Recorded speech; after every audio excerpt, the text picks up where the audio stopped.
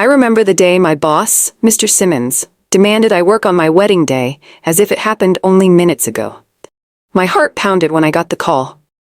I was at the bridal shop, gazing at myself in the mirror, wearing the final dress fitting of my dreams. The gentle hum of the shop's air conditioning and the soft rustle of satin all faded the second I heard his cold, clipped voice.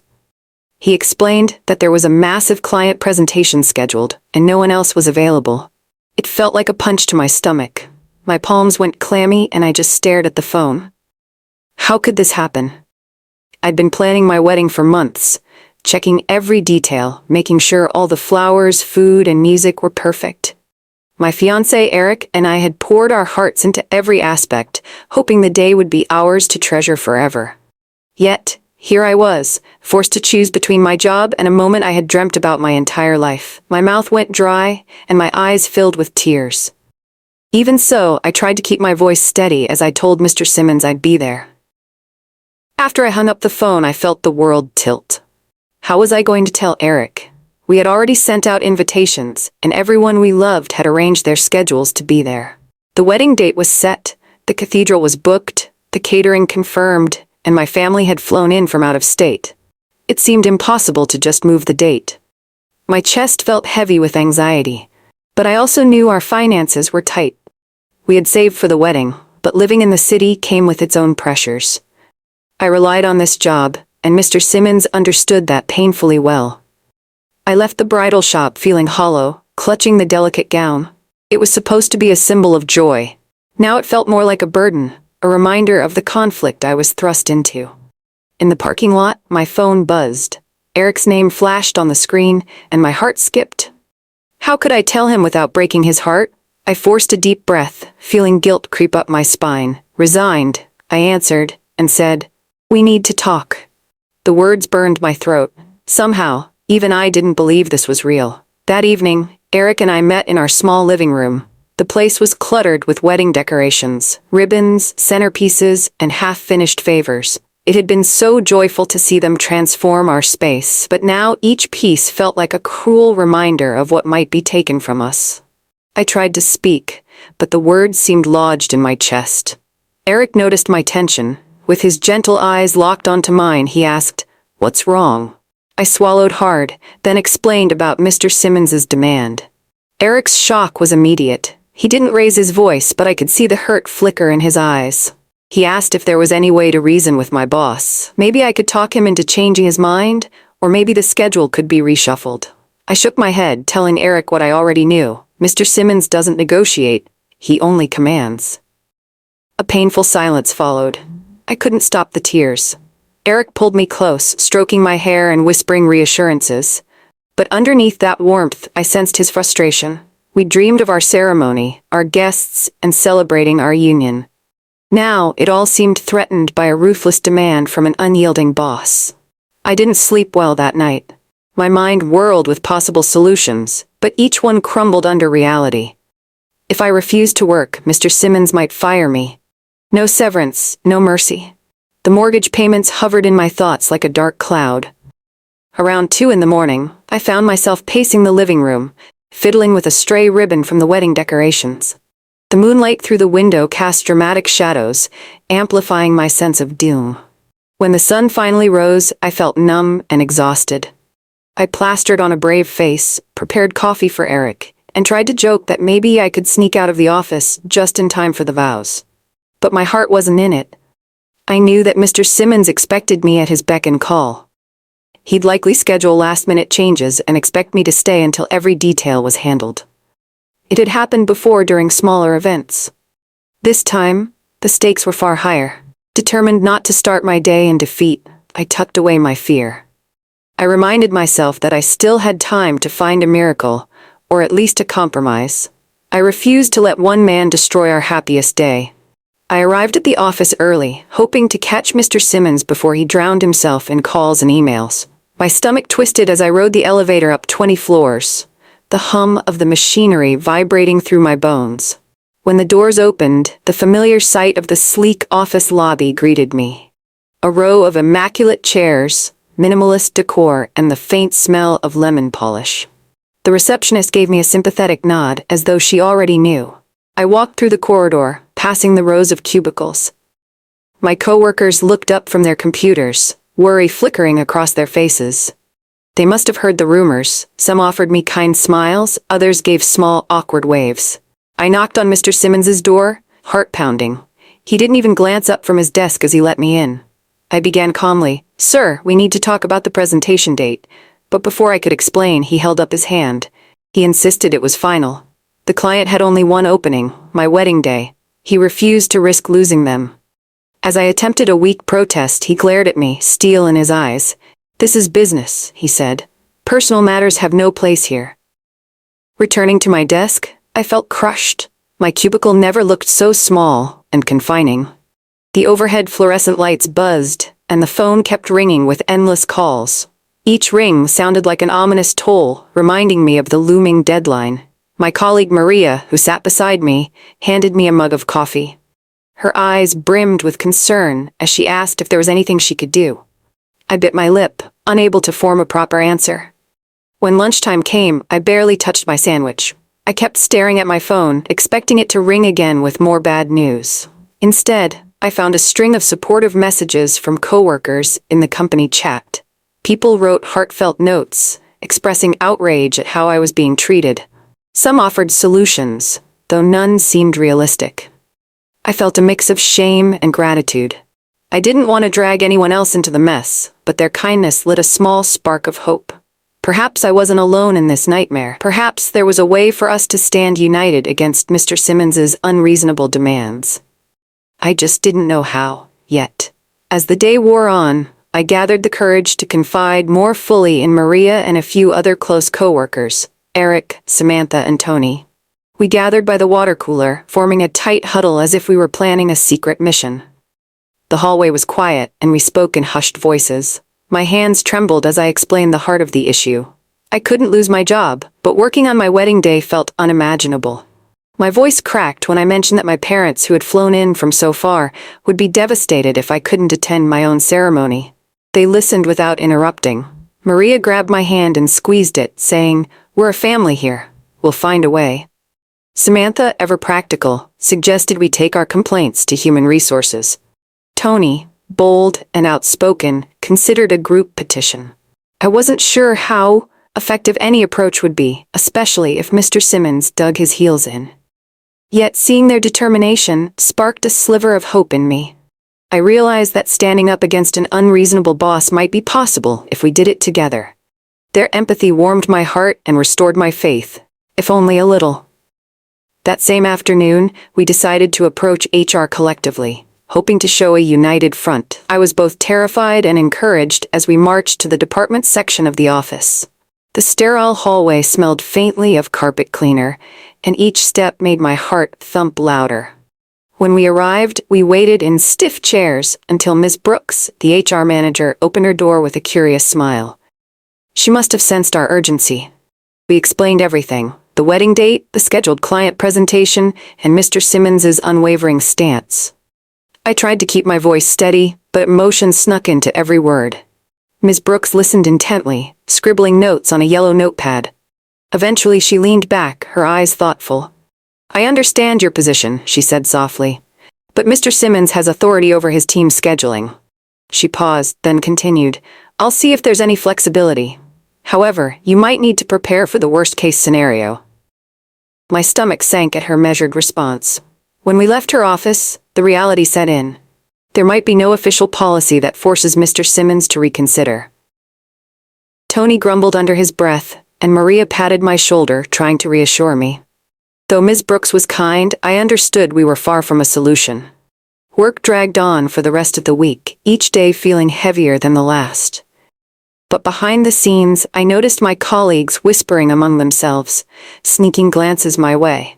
At first, I worried they felt sorry for me, but then I realized something else was brewing. Whenever I approached, the conversation stopped abruptly. Samantha would quickly change the topic to spreadsheets or office gossip. Tony would shoot me a confident grin, telling me not to worry. Despite my stress, I couldn't help feeling a flicker of curiosity. One morning, I overheard bits of conversation. Phrases like crowdfunding, viral campaign, and let's talk to marketing.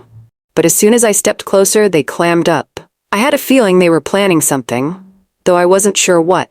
Instead of pressing them, I let it be. My heart was too weighed down by the anxiety of the looming wedding date. Still, a whisper of hope kept me going. Something about their hushed tones and mischievous smiles gave me the sense that they believed in me. That perhaps they believed in something bigger than Mr. Simmons's hard line. I clung to that hope as the day of my wedding, or my dreaded office duty, drew near. The night before the wedding, or what was meant to be my wedding, I could barely sleep. My parents had arrived, bringing a flurry of warmth into our small apartment. My mother busied herself in the kitchen, preparing homemade pastries for the wedding breakfast. My father quietly checked the itinerary, ensuring every detail was in place for the big day. Meanwhile, Eric paced around the living room, flipping through different wedding songs on his phone. We tried to pretend everything was normal, but tension hung thick in the air. I slipped into the bathroom, locked the door, and looked at my reflection. My eyes were tired. My usually bright smile was a strained line. I whispered to myself, "It's going to be okay," but it felt hollow. That's when Eric knocked softly, asking to come in. He held my hand, searching my eyes. Gently, he reminded me that our love was more important than any job or any single person's demands. We promised each other that whatever happened the next day, we'd face it together. Despite the heaviness in my chest, his words soothed me like a warm blanket in a freezing room. I tried to believe him.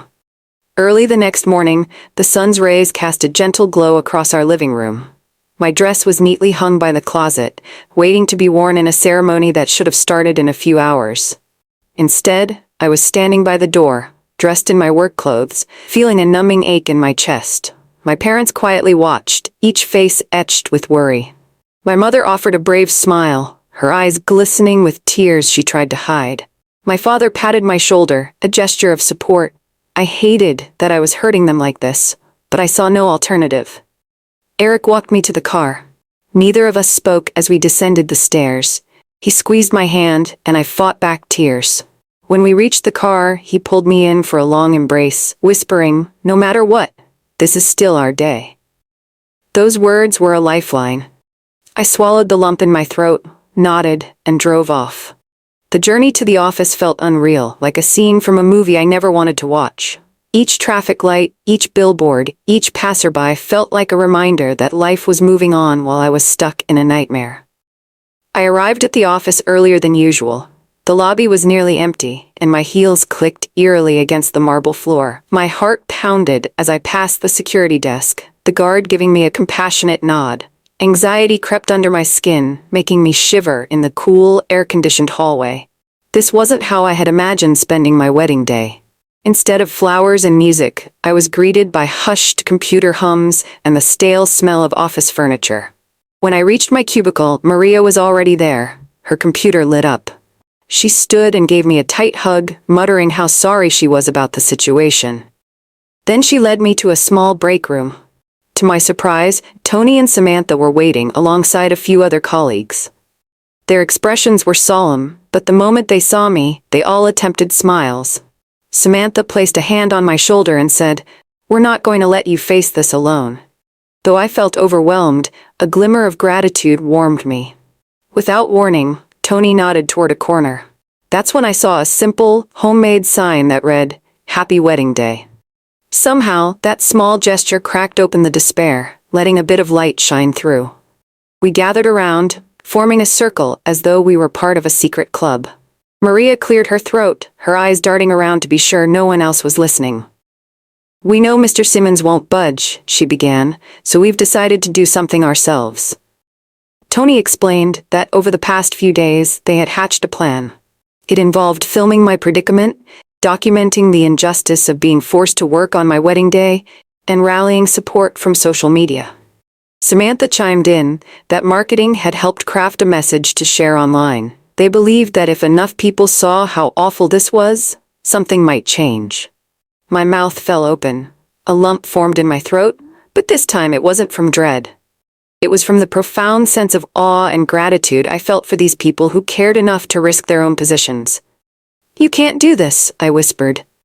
Mr. Simmons will fire all of you." Yet they all shook their heads, resolute. "We're doing it together," said Maria gently.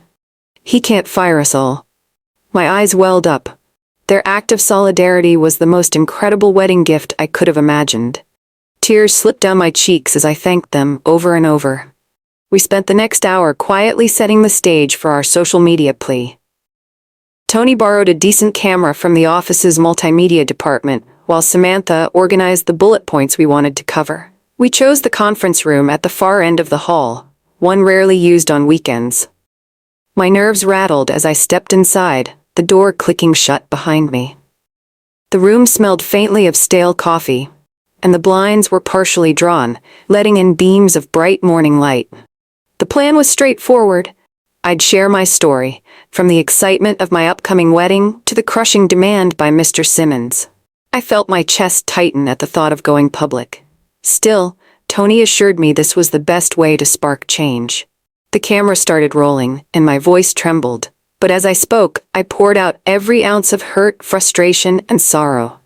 I talked about the sacrifices, the months of planning, and the heartbreak of telling my family and fiancé that I wouldn't be at my own wedding ceremony on time. When the recording ended, there wasn't a dry eye in the room. Samantha uploaded the video to several platforms, carefully adding our hashtags and call to action. All that was left was to wait. I returned to my cubicle, heart still pounding from the emotional release of filming. Mr. Simmons was in his office, likely preparing for the client meeting. I tried to focus on emails, but my thoughts were all over the place. I checked my phone repeatedly, even though I knew it was too soon for any real traction online. Just thinking about the risk my colleagues had taken made my stomach flutter. Could Mr. Simmons discover our plan before it had any impact? An hour later, Maria peeked over the partition. Her eyes were wide with excitement. "You need to see this," she whispered. She beckoned me to her computer. There it was. The video had been shared dozens of times, then hundreds, and the number kept climbing. Comments from strangers poured in, expressing shock, support, and outrage at my plight. Some asked for more details, others offered suggestions to confront my boss. A few wrote that they too had faced unfair demands from employers. It struck a chord beyond anything we had imagined. My hand flew to my mouth as tears welled up. This wave of compassion from people I'd never met felt like a lifeline. Maybe we weren't alone in this fight after all. Throughout the afternoon, word of our video spread like wildfire. Maria's phone buzzed non-stop with notifications, and Tony kept refreshing social media feeds, reading out loud the comments and messages that poured in. Soon, local news outlets picked up the story. They started messaging us for interviews. My mind spun, trying to process the sudden surge of attention. In some comments, people tagged well-known influencers and even some celebrities, hoping they'd share our plea. It was thrilling, but it also filled me with dread. What would happen if Mr. Simmons discovered our secret before it reached critical mass? Just then, Ms. Brooks from HR hurried over, her face pale. She had received calls from the press asking about the company's stance. My coworkers and I gathered in a tight circle as Ms. Brooks spoke in hushed tones, warning that Mr. Simmons was furious. He'd just been alerted by corporate about an unfolding PR nightmare. A knot tightened in my stomach. I knew that rage all too well. Ms. Brooks looked at me with sympathy.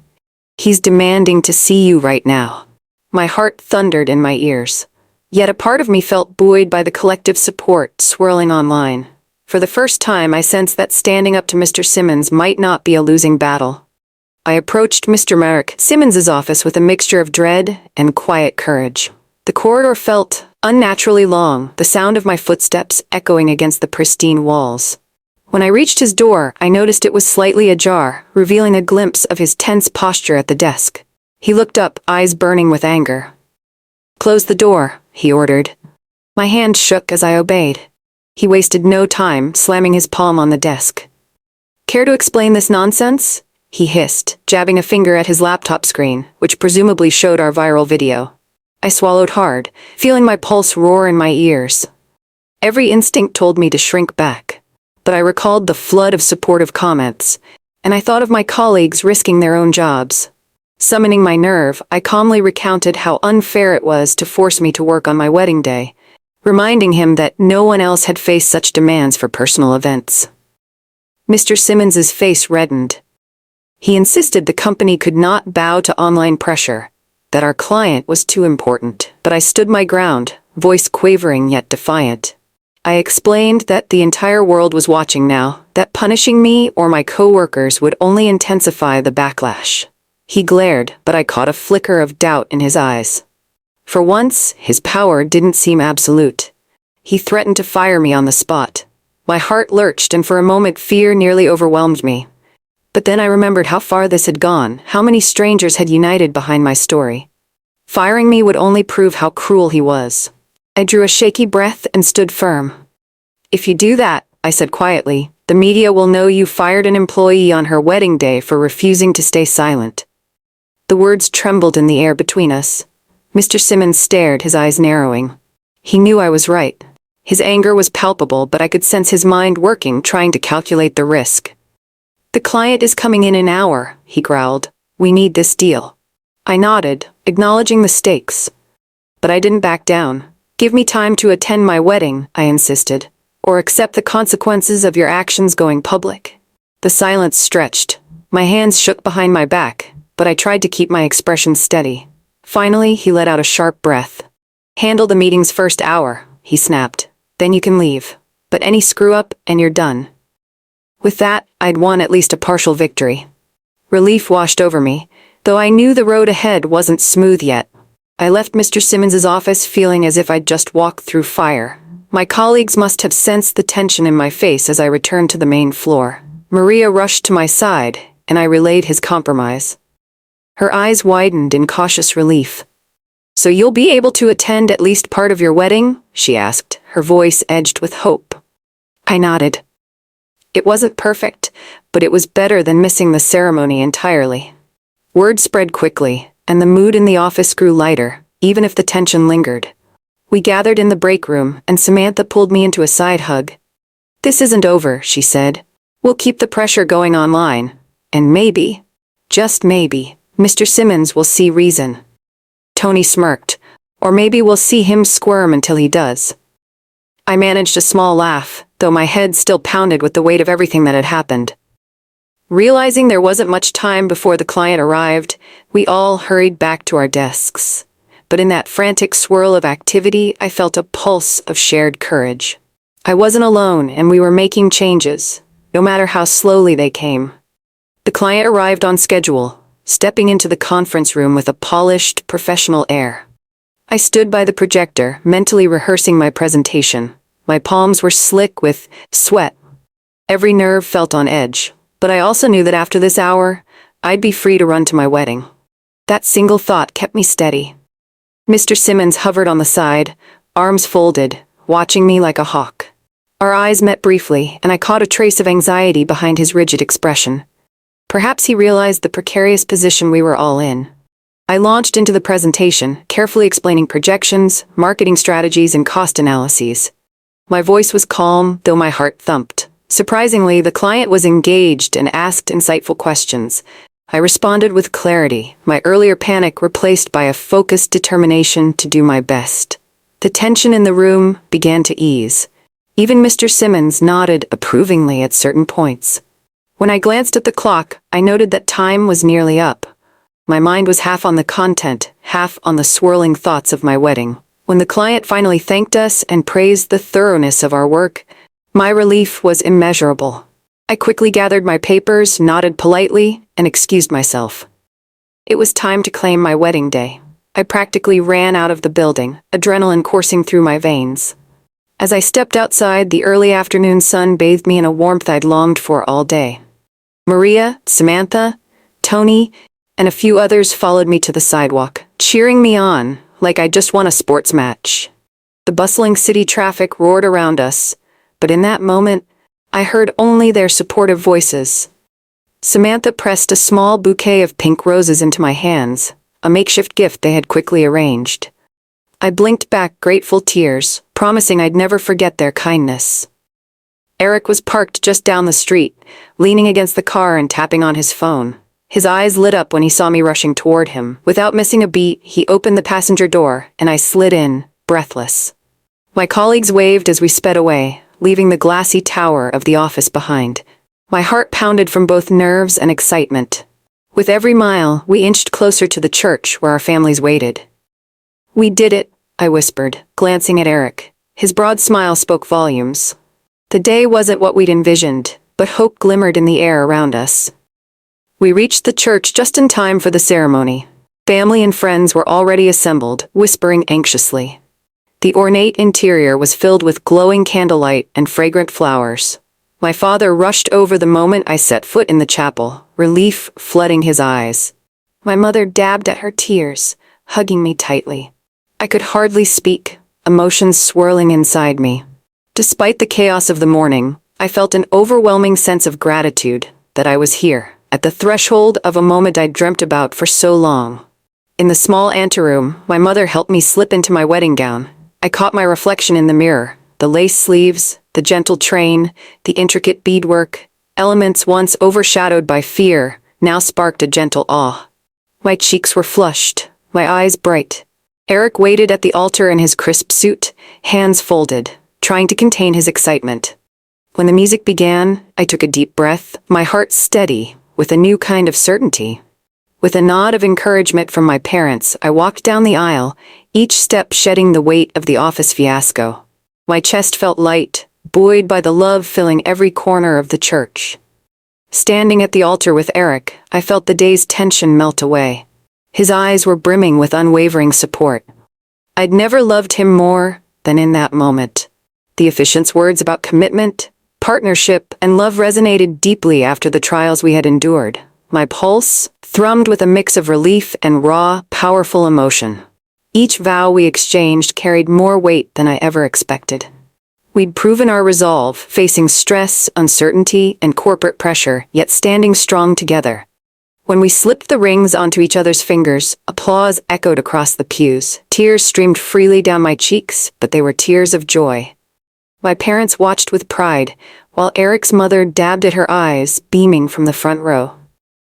This was our moment, and nothing could tarnish it. The earlier heartbreak at the office seemed distant, overshadowed by the promise of our union. As the ceremony ended, we turned to face our gathered loved ones, hand in hand.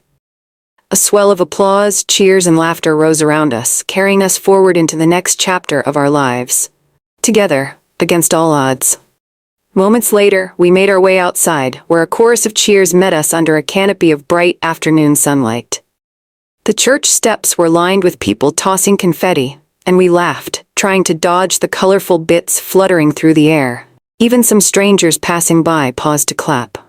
My heart soared with a powerful mix of relief, happiness, and astonishment. I was married. Despite everything, this day had become exactly what it needed to be. As we posed for photographs, I couldn't help noticing my phone buzzing in my purse. News alerts popped up, referencing our viral story. The headline read something like, "Bride forced to work on wedding day sparks internet outrage." There were thousands of shares, and more were pouring in by the minute. I bit my lip, uncertain whether this viral fame was blessing or curse. Yet, seeing Eric's broad grin and feeling the warmth of everyone around us, I realized we'd inadvertently become symbols of standing up for fairness and boundaries. For the first time, it didn't scare me. I felt proud. It was as if this entire ordeal had paved the way for a deeper appreciation of our vows and our own voices. Back at the reception hall, our friends and family gathered around tables overflowing with food and laughter. The music played softly in the background, and the air buzzed with celebration. In the midst of the clinking glasses and cheerful banter, Maria, Tony, and Samantha arrived, faces lit with excitement. They had come straight from the office, determined not to miss our big moment. I rushed over and hugged them, overwhelmed by their presence. They apologized for being late, but I only felt gratitude for what they'd done for me. Throughout the evening, guests kept checking their phones, marveling at the ongoing social media frenzy. Our story was being shared globally, attracting messages of support from people near and far. As the night wore on, Mr. Simmons himself even sent a cautious text, congratulating us on the wedding and offering a half-hearted apology. It wasn't the perfect resolution, but it was a sign that things had shifted in the office dynamic. Eric and I shared our first dance, surrounded by the warmth of those we love, including my incredible coworkers who had shown me the power of unity. At that moment, I realized our story had reached beyond our own circle, inspiring many to stand up for themselves. In that knowledge, I found a deep, satisfying peace. Our wedding day wasn't ruined after all. In fact, it was more meaningful than I ever imagined. And as we moved in time with the music, I closed my eyes, grateful for the fresh start ahead, together, stronger than ever.